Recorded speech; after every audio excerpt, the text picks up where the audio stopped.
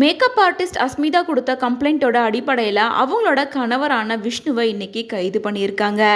விஷ்ணு தன்னோட மனைவி பற்றி பொதுவெளியில் அவதூறாக பேசியிருக்காரு அப்படின்னும், கொலை மிரட்டல் விட்டிருக்காரு, வன்கொடுமை செஞ்சிருக்காரு உள்ளிட்ட பல பிரிவின் அடிப்படையில் தான் அவரை கைது செஞ்சுருக்காங்க. அஸ்மிதா, விஷ்ணு இவங்க 2 பேர்த்துக்கும் 3 குழந்தைங்க இருக்காங்க.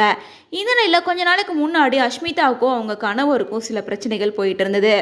ஆரம்பத்தில் 2 பேரும் லவ் பண்ணி மேரேஜ் பண்ணிக்கிட்டாங்க. 2 குழந்தைங்க பிறந்ததுக்கு அப்புறமா விவாகரத்து பண்ணாங்க.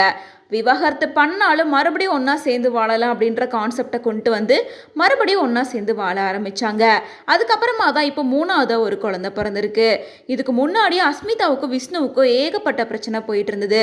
விஷ்ணு தன்னோட நண்பரோட தங்கச்சிக்கிட்டேயே தவறான முறையில் பேசுகிறாரு அப்படின்னு சொல்லிட்டு அவரை பற்றி ஒரு வீடியோ கூட சோசியல் மீடியாவில் வந்திருந்துச்சு. மேலும் பண மோசடி பண்ணிட்டாரு உள்ளிட்ட அடுத்தடுத்த சர்ச்சையான விஷயங்கள் அவர் மேலே வந்துகிட்டே இருந்தது. இந்த நிலையில தான் அஸ்மிதாவுக்கு 3ஆவதா பாய் பேபி பிறந்திருக்கு. பேபி பிறந்த கொஞ்ச நாளே அஸ்மிதாவோட கணவரான விஷ்ணு ஓப்பனாக ஒரு இன்டர்வியூ கொடுத்துருக்காரு. அதில் அவர் என்ன சொல்லியிருக்காருன்னா, அஸ்மிதா நான் மேரேஜ் பண்ணிக்கிறதுக்கு முன்னாடியே நிறைய பி கிரேட் படங்கள்லாம் நடிச்சிருக்காங்க. அவங்க விபச்சாரி அப்படின்னு தெரிஞ்சு தான் நான் அவங்கள கல்யாணம் பண்ணிக்கிட்டேன். இருந்தாலும் நான் நிறைய பேர் கூட அஃபேரில் இருக்கேன், நிறைய லேடிஸ் கூட தப்பான ரிலேஷன்ஷிப்பில் இருக்கேன் அப்படின்றது அவங்களுக்கு தெரியும். தெரிஞ்சுக்கிட்டு தான் என் கூட வாழ்ந்துட்டு இருந்தாங்க.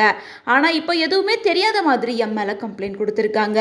அது மட்டும் இல்லாமல் அஸ்மிதா இப்போ ஒரு பெரிய அதிகாரி கூட ரிலேஷன்ஷிப்ல இருக்காங்க. அதனால தான் என்னோட கேஸை ரிஜிஸ்டர் பண்ணாம என்ன விசாரிச்சுட்டு இருக்காங்க.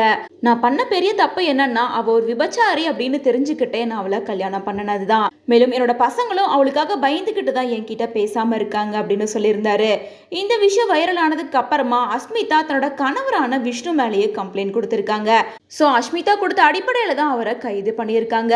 மனைவியை அடிச்சு துன்புறுத்துறாரு, கொலை மிரட்டல் பண்ணினது, சோசியல் மீடியால தன்னை பத்தி அவதூறா பேசுறது அப்படின்ற இந்த கம்ப்ளைண்டோட அடிப்படையில் தான் இன்னைக்கு விஷ்ணுவை அரெஸ்ட் பண்ணியிருக்காங்க.